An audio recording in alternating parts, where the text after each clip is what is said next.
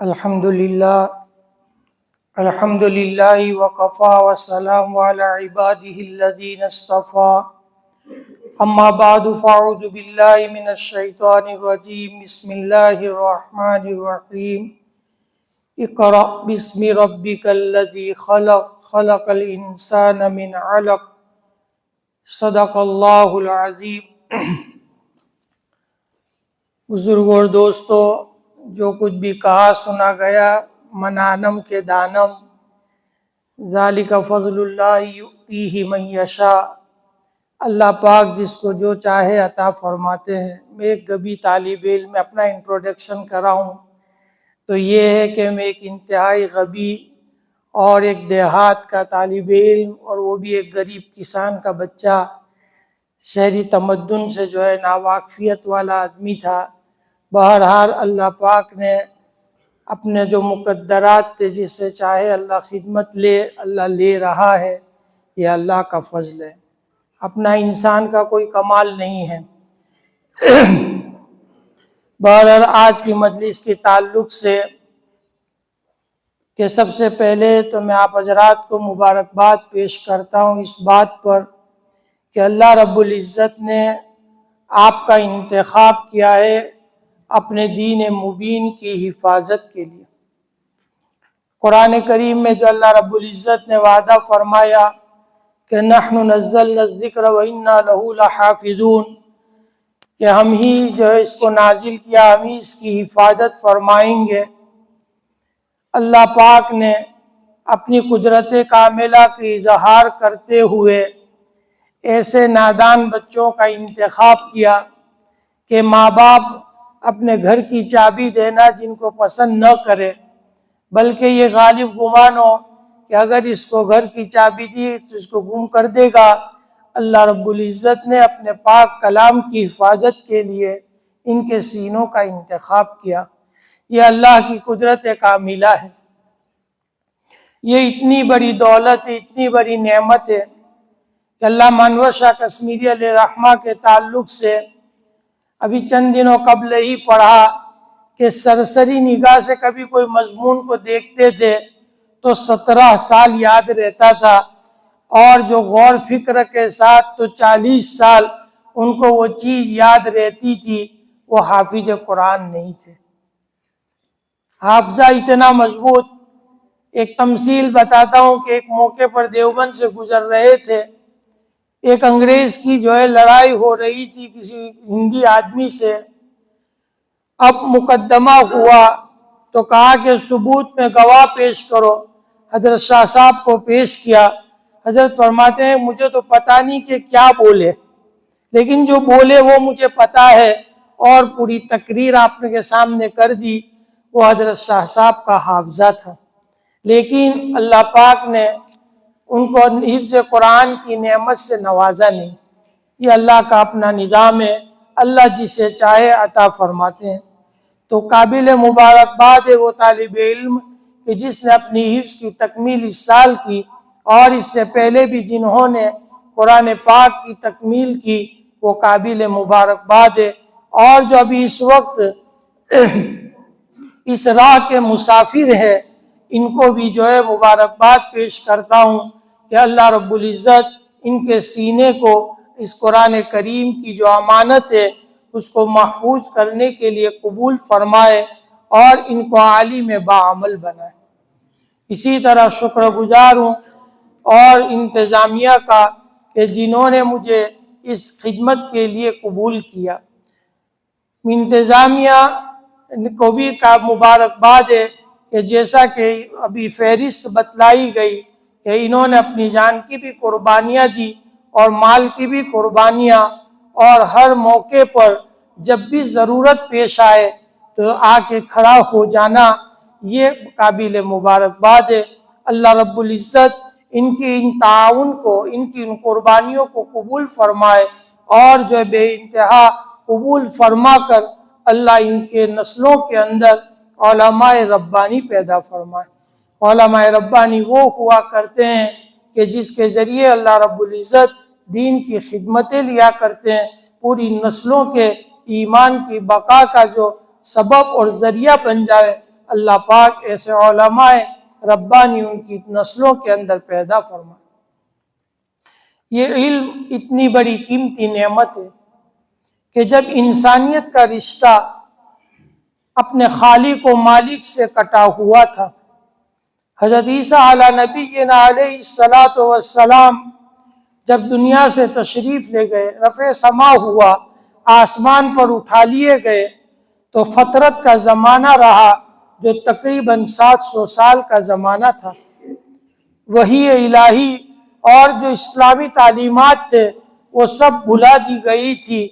اس کے بعد جب نبی اکرم صلی اللہ علیہ وسلم کی بعثت ہوئی تو اسلام نے، اللہ رب العزت نے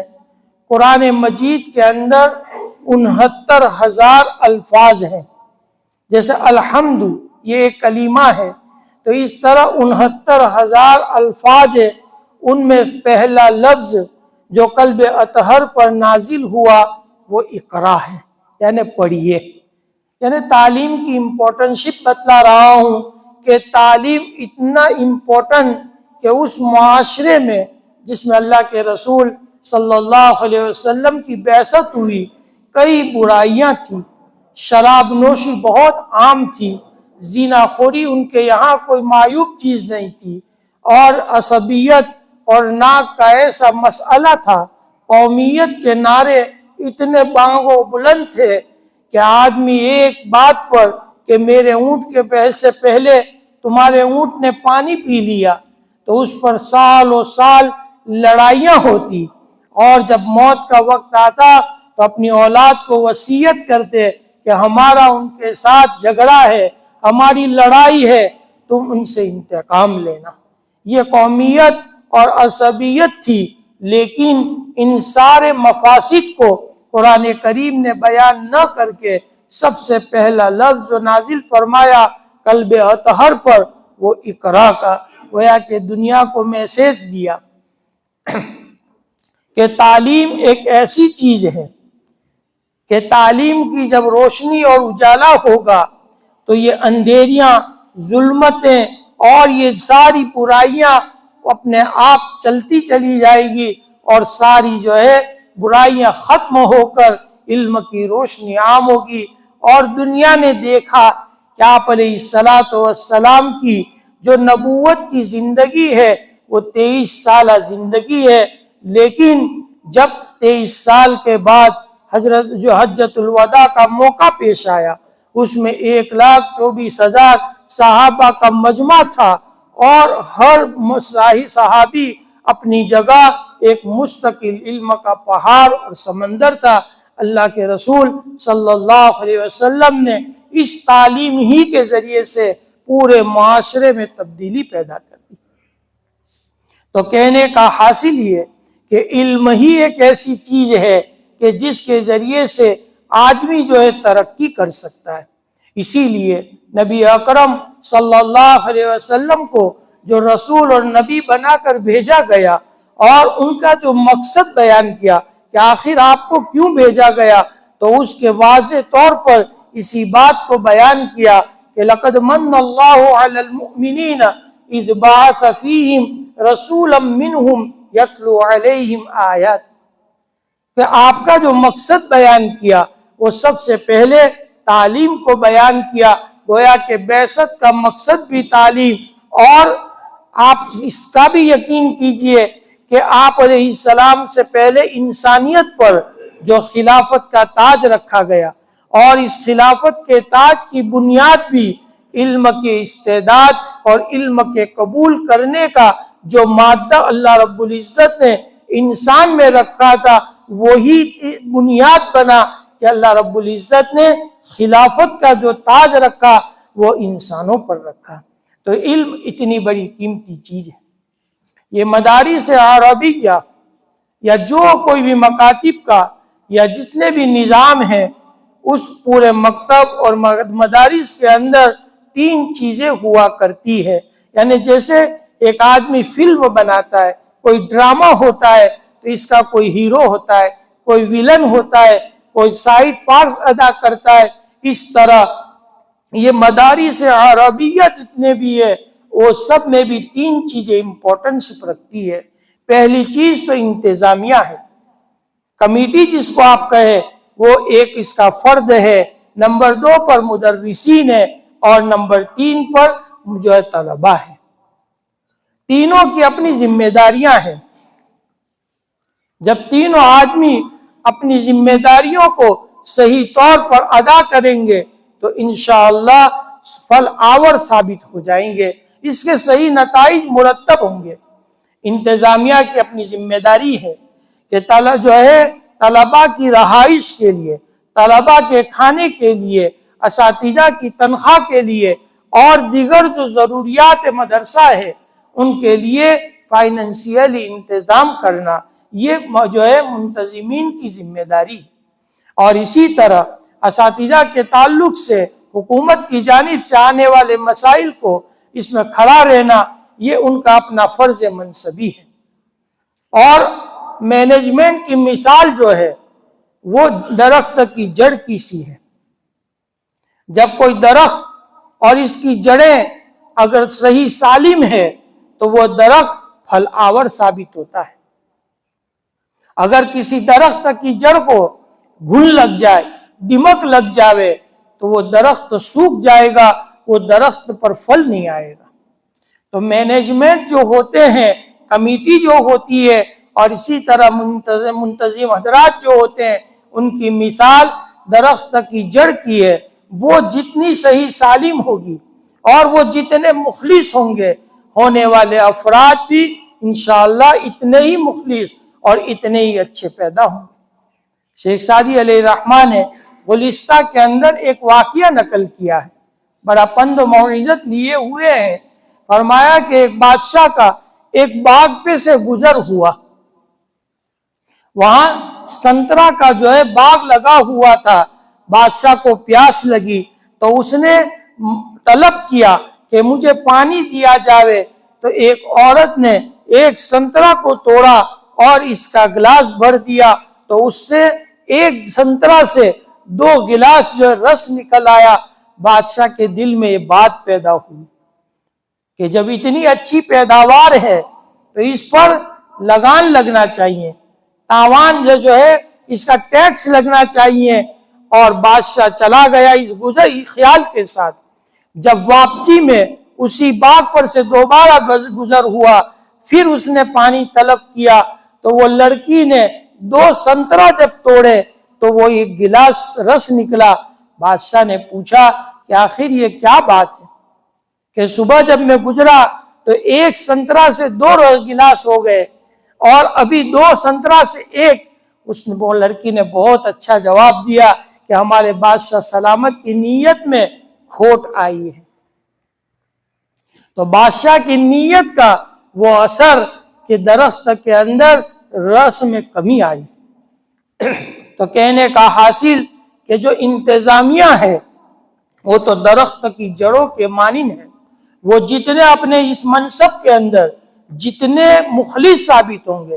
انشاءاللہ ہونے والے نتائج اتنے ہی جو ہے اچھے مرتب ہوں گے۔ اگر ان کی نیت پہ فساد ہے،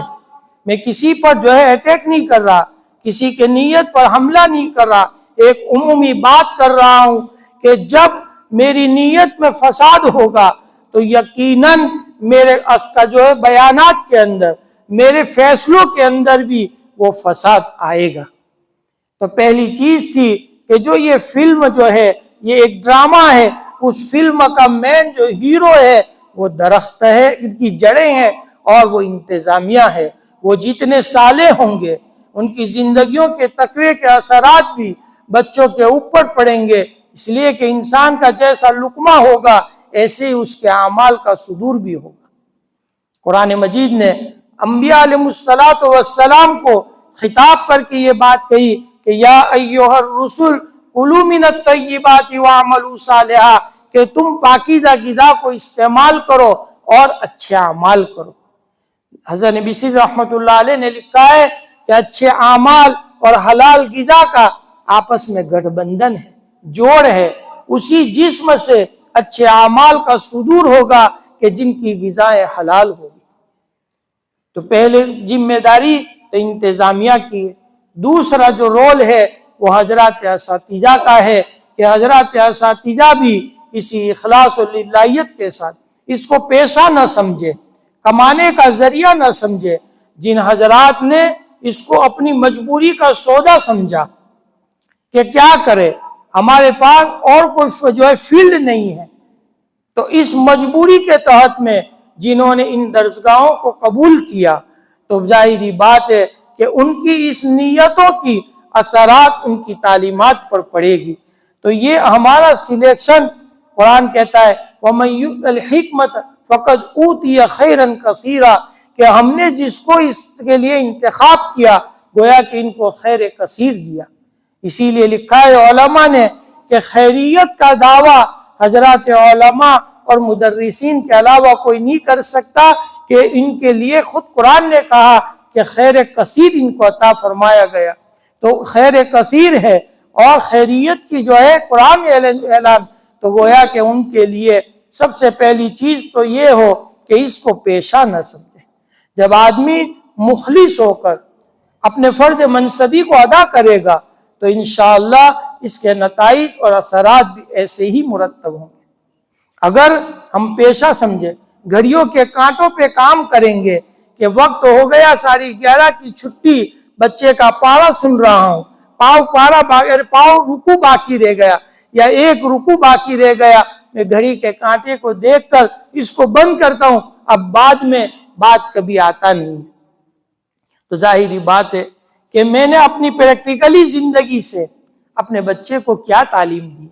اس کے اثرات ضرور اس کو آئے گا۔ حضرت مفتی احمد خان پوری صاحب دامت برکاتہم، جو گجرات کے بڑے فقیہ ہے، تصوف کے بھی جو ہے بڑے شیخ ہے، وہ خود مجھے ایک مرتبہ فرماتے تھے کہ بچہ کتاب سمجھے یا نہ سمجھے، مدرس کو تو اچھی طرح سمجھتا ہی ہے۔ تو مدرس کا رول بھی بڑا اہم ہے کہ ان کی جو زندگی ہے وہ بچے اس کے اثرات ضرور لیں گے۔ جیسے ایک آدمی ایک مدرس کو ملنے کے لیے آتا ہے، مدرس خود گھر سے باہر نکل کر یہ کہتا ہے کہ جاؤ کہہ دو کہ ابھی سو گئے ہیں، بچہ کچھ نہ کہے گا، لیکن وہ اتنا ضرور سمجھے گا کہ میرے استاد نے جھوٹ بولا۔ اب ظاہری بات ہے، اب میں ممبر پر بیٹھ کے سچ کی تقریر کرتا ہوں، اس کی زندگی پہ اثر نہیں ہو سکتا۔ اس لیے دوسرا رول جو اساتذہ کہ جو پڑھاوے مطالعے کے ساتھ، نورانی قاعدہ کا پڑھانے والا بھی مطالعہ کرے گا۔ اب اس کا مطالعہ کیا ہوگا؟ اس کا مطالعہ یہ ہے کہ آدمی ایک میرا بچہ ہے جس کا کوئی حرف ادا نہیں ہوتا یا کوئی قاعدے میں لوچ ہے وہ ادا نہیں کرتا، میری فکر یہ ہو، اللہ سے مانگوں کہ میرا یہ بچہ یہ اس چیز کی ادائیگی پر قدرت نہیں رکھتا یا اس چیز کو ایکسپٹ نہیں کرتا، تو میرے لیے کیا طرز عمل ہو، میں کس ترتیب سے اس کو سمجھاؤں تو وہ بات کو قبول کر لے، یہ میرا مطالعہ ہے۔ اسی طرح حفظ قرآن کے باب میں بھی کہ اگر میرا بچہ کمزور ہے تو اس کو مرفوع القلم نہ سمجھے، اس کے لیے تدبیر کرے، اس کو سوچے، جس کو میں یہ کہا کرتا ہوں کہ آدمی گاہک دیکھ کر پوری کا باندھ دے کہ جیسا میرا بچہ ہے اس کے ساتھ اس طرح کا میرا برتاؤ ہو، یہ اساتذہ کی اپنی ذمہ داری ہے۔ اور سب سے بڑا رول تو طلباء کا ہے، طلباء کی اپنی اپنی ذمہ داریاں ہیں، طلباء کی جیسے انہوں نے اپنے آپ کو سونپا ہے، اس طرح اپنے جو ہے دل دماغ کو بھی ان حضرات اساتذہ اور انتظامیہ کو سپرد کر دے، اپنی منمانی نہ ہو، یعنی بلیک میل نہ کیا جائے۔ بہت سارے طلباء وہ ہے کہ جو حضرات اساتذہ کو، انتظامیہ کو بلیک میل کرتے ہیں، جیسا ہماری ان چاہتوں کو پورا کیا جائے، اگر نہ کیا ہم آئندہ نہیں آئیں گے، یہ بھی ایک طرح کا بلیک میل ہے۔ اور اس کے ساتھ جو اس وقت کی وبائیں ہیں کہ موبائل ہے اور فوٹوگرافی ہے اور اس کے علاوہ اور بھی بہت ساری برائیاں ہیں، ان چیزوں سے اپنے آپ کو دور رکھیں۔ ہم اپنے اکابر اور اسلاف کی تاریخ کو دیکھیں کہ جنہوں نے پوری طالب علمی اپنے گھر سے آنے والے خطوط کو نہیں پڑھا، ایک مٹکے میں رکھا، اور پھر جب فراغت ہوئی تو ان سارے خطوط کو ایک ساتھ دیکھ کر جس کو جو جواب تھا وہ دے دیا، ایسی زندگیاں گزاری، تو پھر اللہ پاک نے ان سے بہت بڑا کام لیا۔ اور میرے دوستو یاد رکھیں، اللہ پاک کا اعلان ہے کہ وَإِذْ تَأَذَّنَ رَبُّكُمْ لئن شکرتم لازیدنکم ولئن کفرتم ان عذابی لشدید۔ کہتے ہیں کہ خبر دے دو، باخبر کر دو، وہی تَعَذَّنَ رَبُّكُمْ کہ تمہارا رب تم کو باخبر کر رہا ہے کہ لئن شکرتم لازیدنکم، کہ تم اگر نعمت کا شکر ادا کرو گے تو ہم تمہاری نعمتوں کو بڑھائیں گے، اور اگر تم نے ناشکری کی، کفران نعمت کی، تو پھر ہماری پکڑ بڑی سخت ہے۔ تو یہ انتظام یہ بھی ایک نعمت ہے، تدریس کا موقع اور دارالعلوم کے اندر پڑھانے کا موقع یہ بھی ایک نعمت ہے، اور ہمارا سلیکشن جو پڑھنے کے لیے ہوا یہ بھی ایک نعمت ہے۔ اگر ان نعمتوں کا شکریہ ادا کیا تو اللہ پاک اس نعمت میں اضافہ عطا فرمائیں گے، اور اگر اللہ کا نظام ہے کہ نعمت تو برقرار رہے گی، کیا فرمایا کہ لئن شکرتم لازیدنکم ولئن کفرتم ان عذابی لشدید۔ کفران نعمت پر کہا کہ ہم نعمت کو کھینچیں گے نہیں، تمہارا انتظام باقی رکھیں گے، تمہاری تدریس باقی رکھیں گے، تمہاری طالب علمی کو ہم باقی رکھیں گے، لیکن تمہاری زندگیوں کو تنگ کر دیں گے، اور ہم تم کو ایسی پکڑ میں لیں گے کہ تم نہ کہہ پاؤ گے اور نہ سہ پاؤ گے۔ ایک مختصر سا واقعہ بتاتا ہوں کہ حجاج بن یوسف کے نام سے پوری دنیا واقف ہے، اور اس کے ظلم اور اس کا جو جبر تھا کہ جس نے 1,20,000 انسانوں کو قتل کیا، اور ایک ایک دن میں 80,000 قیدی اس کے قید خانوں میں ہوتے تھے، ایسا ظالم اور جابر یہ حجاج بن یوسف۔ لیکن آپ تعجب ہوگا کہ وہ ایسا حافظ قرآن تھا کہ ایک رکعت میں تہجد میں 10 پارے پڑھنے کا روزانہ کا معمول تھا۔ کبھی شراب کو منہ نہیں لگایا، زنا سے بہت دور رہا، اور ایسا فتوحات کا دھونی تھا کہ اس نے 20 سالہ حکومت کے اندر اسلام کی لہریں پرچم بہت ساری جگہ پر اس نے لہرایا، لیکن اس کا ظلم اور اس کا تشدد بہت زیادہ تھا۔ ایک موقع پر حضرت سعید بن جبیر جو ایک تابعی ہیں، انہوں نے خطبہ جمعہ میں ایک جملہ استعمال کیا کہ ہمارا گمان یہ ہے کہ حجاج بن یوسف ظالم ہے۔ اس پر اس کو پیش آ گیا، خبر کرنے والوں نے حجاج کو یہ اطلاع دی کہ سعید بن جبیر نے جمعہ کے خطبے میں یہ اعلان کیا، کہا کہ ان کو دربار میں حاضر کرو۔ وہ حاضر کیے گئے تو کہا کہ ہاں میں نے کہا ہے اور آج بھی کہتا ہوں۔ تو اس نے ان کے سر کے قلم کرنے کو حکم دیا، تو وہ مسکرانے لگے۔ تو حجاج نے پوچھا کہ کیوں مسکراتے ہو؟ کہا کہ اس لیے مسکراتا ہوں کہ تیری بے وقوفی اور اللہ کے حلم پر، کہ اللہ نے تجھے چھوٹا دوڑ دیا ہے کہ تو اس طرح ظلم کرتا ہے، اور پھر کہا کہ اس کو جو ہے میرے سامنے ذبح کرو۔ انہوں نے اپنا چہرہ قبلے کی طرف کرا تو کہا کہ جو اس کے چہرے کو قبلہ سے ہٹاؤ۔ انہوں نے کہا کہ فَأَيْنَمَا تُوَلُّوا فَثَمَّ وَجْهَ اللَّهِ۔ بہرحال بات تو بڑی لمبی ہے، میں مختصراً عرض کرتا ہوں کہ جب آپ کو شہید کر دیا گیا تو اس کے بعد حجاج بن یوسف ایک بیماری میں مبتلا ہوا، نفسیاتی، کہ جب بھی آنکھ بند کرے، انہوں نے ایک دعا کی تھی کہ اللہ اس کا یہ ظلم آخری ظلم ہو، اس کے بعد کسی پر ظلم کی قدرت نہ دینا۔ اللہ نے ان کی دعا کو قبول کیا، ایک بیماری میں مبتلا ہوا جس کو زمہریر کہتے ہیں۔ وہ ایسی بیماری کہ کلیجے سے ٹھنڈک اٹھتی تھی، اور ایسی ٹھنڈک کہ اس کے بدن پر کپ کپی طاری ہو جاوے، اور انگیٹھیاں آگ کی اس کے قریب رکھی جاتی تھی، اور آگ کو اتنا دہکایا جاوے کہ جس سے اس کی چمڑی جھلس گئی لیکن اس کی ٹھنڈک ختم نہ ہو اور اس کو احساس بھی نہ ہو۔ بہرحال ایک حکیم کو بلایا گیا، حکیم نے ایک گوشت کا ٹکڑا دوڑی سے باندھا اور اس کی حلق سے نیچے اتارا، چند منٹوں کے بعد اس ٹکڑے کو نکالا تو ایسے کیڑے تھے کہ ایک جو مربع میل تک اس کی بدبو پھیلی تھی، سب بھاگنے لگے، وہ حکیم بھی بھاگا، کہنے لگا کہ تو علاج کر، تو کہا کہ یہ تیری بیماری زمینی بیماری نہیں، یہ آسمانی بیماری ہے، اس کا علاج ممکن نہیں۔ بہرحال ایک دن اس کا پیٹ پھٹا اور حضرت سعید بن جبیر کے انتقال کے 40 دن بعد اس کی بھی موت ہو گئی۔ اس بات کو نقل کر کے میں تو آپ کو یہ میسیج دینا چاہتا ہوں کہ اللہ نے اس کی حکومت کو برقرار رکھا، مکہ، مدینہ، یمن، عراق، شام سب پر اس کی حکومت تھی، اللہ نے اس حکومت کو نہیں چھینا، کہ ظلم کی بنیاد پر کہ اللہ نے حکومت اور اقتدار دیا تھا، تو اس حکومت اور اقتدار کا مقصد تو یہ تھا کہ مظلوم کو جو ہے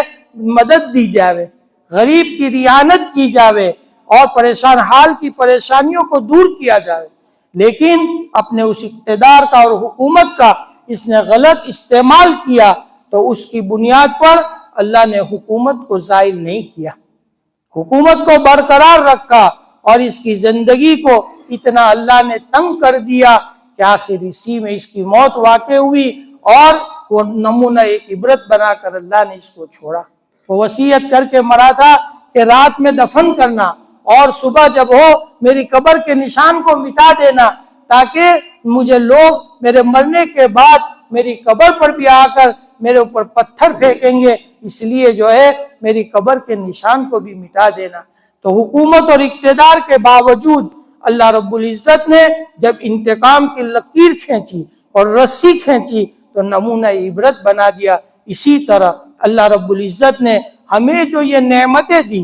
چاہے وہ طالب علمی کی نعمت ہو، درس و تدریس کی نعمت ہو، یا انتظام کی نعمت ہو، بہرحال یہ تین نعمتیں عظمیٰ ہے۔ ان نعمت کی اگر ہم نے قدردانی کی، ان نعمت کے حقوق کو ادا کیا، تو پھر اللہ پاک جو ہے اس میں اضافے فرمائیں گے اور ہمارے لیے اس کو رحمت کا ذریعہ بنائیں گے۔ اور اگر ہم نے غلط استعمال کیا، جیسے ایک جگہ پر جانا ہوا، ایک جو ہے ذمہ دار حضرات آئے، طالب علم نے ان کی جوتیوں کو سیدھا نہیں کیا، ان کا چہرہ بگڑ گیا اور بولنے لگے کہ کیسا معاملہ ہے، یہ خالص جو ہے ریاکاری اور خالص جو ہے حب دنیا، اس کے علاوہ اور کچھ نہیں تھا۔ ان سے ان کو کبھی کوئی نفع نہیں پہنچ سکتا کہ جو آدمی کے اپنے اندر کے جذبات کہ میں منتظم مدرسہ ہوں، میرا یہ مقام ہے اور اس کی بنیاد پر میری جوتیوں کے ساتھ یہ معاملہ ہو، میں آؤں تو سربدست کھڑے ہو جاوے، یہ ساری کے ساری چیزیں حب جاہ ہے اور اخلاص کی نیت نہیں ہے۔ جو آدمی مخلص ہے وہ اسی چیزوں کی خواہش نہیں کر سکتا۔ اللہ رب العزت ہم سب کو ان نعمت عظمیٰ کی قدردانی کی توفیق عطا فرمائے، ناشکری سے ہماری حفاظت فرمائے۔ دعا کریں۔ اللہم صلی وسلم